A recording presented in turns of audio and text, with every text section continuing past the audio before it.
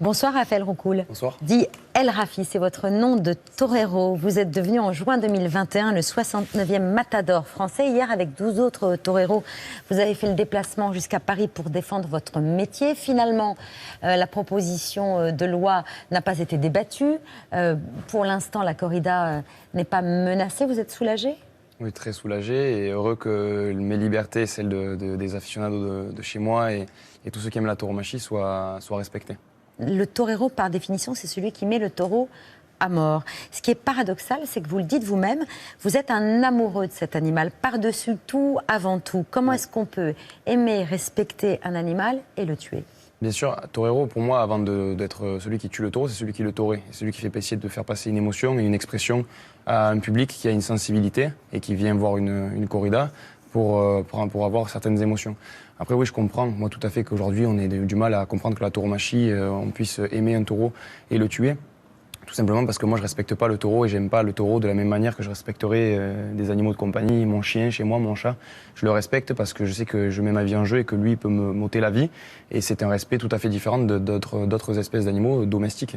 Donc, c'est difficile comme ça à expliquer quand on connaît pas la tauromachie, mais il faut concevoir que c'est un tout autre respect.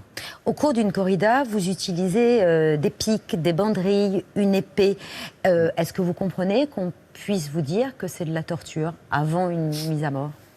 Non, parce que pour moi, la torture, c'est laisser un animal dans un environnement qui n'est pas le sien. C'est tout le contraire du taureau de combat. Le taureau de brave, il est dans une expression.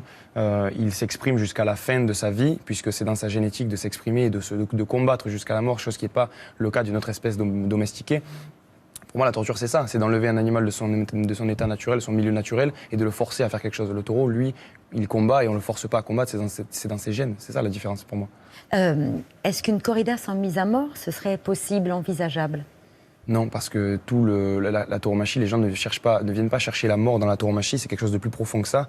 Mais sans la mise à mort, ce serait une hypocrisie, finalement, de voir des corridas sans mise à mort comme au Portugal, où on ne tue pas le taureau à la fin, et on le fait rentrer dans le toril, là où on réceptionne les animaux après les corridas, et on le tue d'une balle dans la tête, comme un autre bovin qui servirait à faire un beefsteak. Et finalement, c'est plus le taureau que nous, on glorifie, mais c'est un produit. Et c'est là la différence de la tauromachie avec une production bovine où, je veux dire, il y a 3 millions d'animaux qui sont tués tous les jours en France pour la consommation humaine, qui sont élevés et tués pour les consommer. Nous, on donne du sens à la vie du taureau brave et on donne du sens à sa mort, on la glorifie et c'est tabou, mais je le comprends parce que dans la société, c'est un débat qui est tabou et c'est pour ça que je suis là et que j'essaye de venir l'expliquer avec une ouverture d'esprit et avec simplicité. La proposition de loi d'Aymeric Caron, il y a renoncé, elle n'a pas été soumise au vote. Il n'empêche, il a un message pour vous, au micro de Louis Amar et Anaïs Recouli. Voilà ce que je lui dis aux toreros. Soyez raisonnables. Acceptez le fait que la corrida est une cérémonie de torture absolument abjecte sur un animal. Une cérémonie qui n'est plus acceptable au XXIe siècle en France, qui n'est pas en accord avec nos standards moraux. Une exception à la loi qui aujourd'hui n'a plus lieu d'être, puisque, comme vous le savez, la corrida en réalité est déjà interdite en France depuis 1850.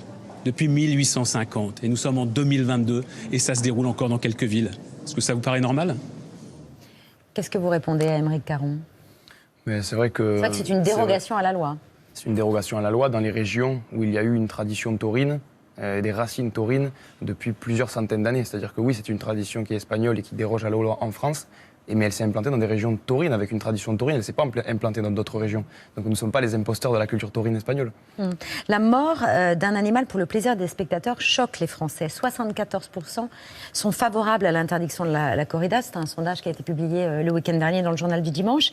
Elle est encore plus forte, cette opposition, chez les moins de 25 ans. 90% d'entre eux y sont opposés. Vous avez 23 ans. Est-ce que vos amis, les jeunes de votre âge, comprennent votre métier, votre passion ? Ils le comprennent quand je leur explique et quand eux font la démarche de me poser la question. Et moi, j'essaye d'expliquer à tous les jeunes de mon âge et à ceux qui veulent bien m'écouter.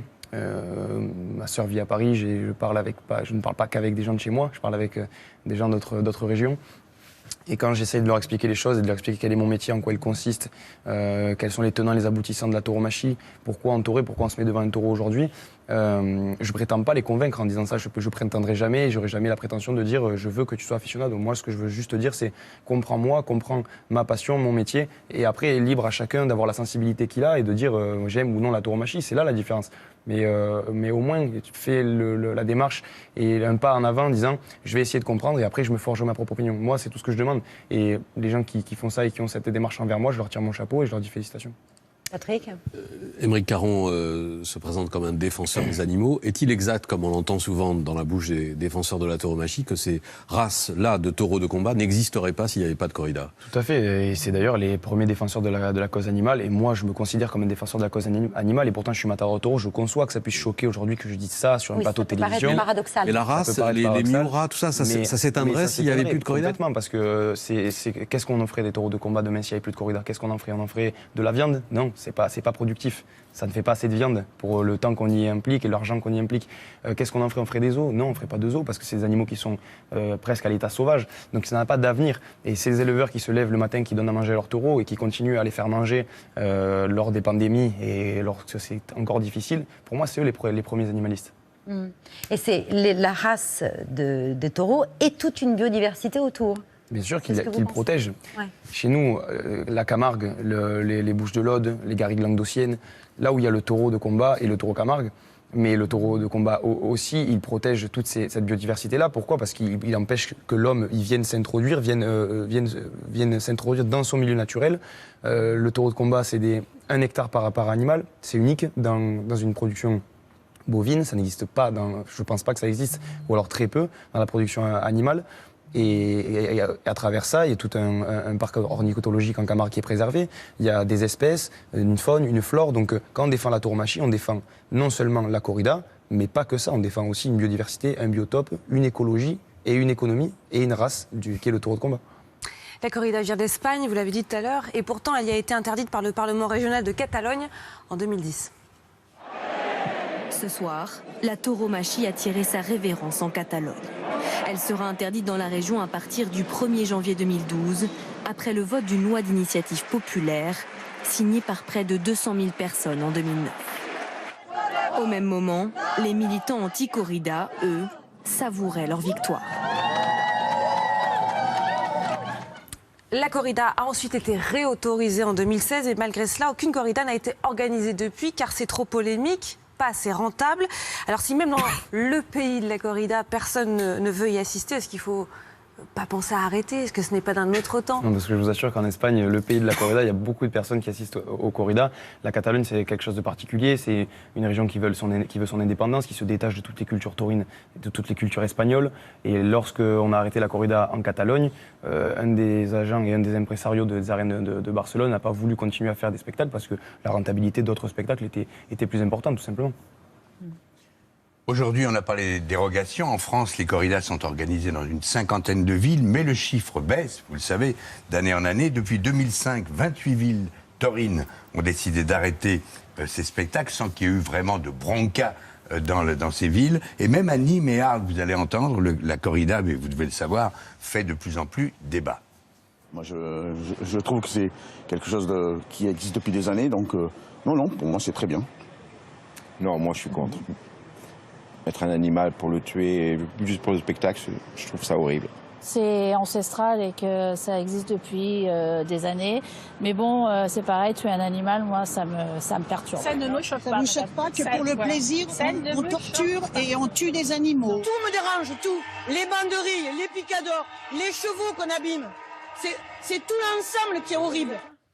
Non, il y avait quand même des pour et des contre. Mais vous savez aussi que le centre de tauromachie de Nîmes a vu ses inscriptions baisser. Est-ce que, dans votre tête, vous êtes jeune, vous ne pensez pas que cette tradition peut se perdre au fil des ans, au-delà de la loi et du débat? Les jeunes dans les écoles taurines, et moi je sors de l'école taurine de Nîmes, je peux vous dire que cette année, il y a presque 20 élèves, et c'est une des générations où il y a le plus d'élèves dans les écoles taurines, parce qu'ils s'identifient à une culture. Ensuite, excusez-moi, j'ai oublié la fin de votre question. Non, c'était est-ce que vous ne pensez pas que cette tradition va aller si cette tradition elle va se perdre, et si c'est une culture qui va se perdre, pourquoi vouloir nous interdire de nos libertés si elle va se faire naturellement? Mais vous pensez que c'est le cas? Moi, je pense que dans l'absolu, si on parle dans des centaines d'années, tout change et tout se perd. Mais moi, je pense qu'aujourd'hui, la corrida elle a encore de belles années devant elle. J'en suis persuadé parce que je vois que ça intéresse et que tous les gens à qui j'en parle sont intéressés et tous développent une sensibilité différente. Mais ça intéresse. Et moi, je pense qu'en 2022, si on fait encore des corridas de taureaux, là où il y a beaucoup de choses qui ont été abolies avant et beaucoup de choses qui sont barbares et que moi je ne cautionne pas non plus, en 2022, s'il y a encore des corridas et qu'il y a les arènes qui se remplissent lors de nos férias, c'est peut-être qu'il y a quelque chose derrière qui est plus profond qu'une simple torture et une simple barbarie. Merci beaucoup Raphaël Rocoul.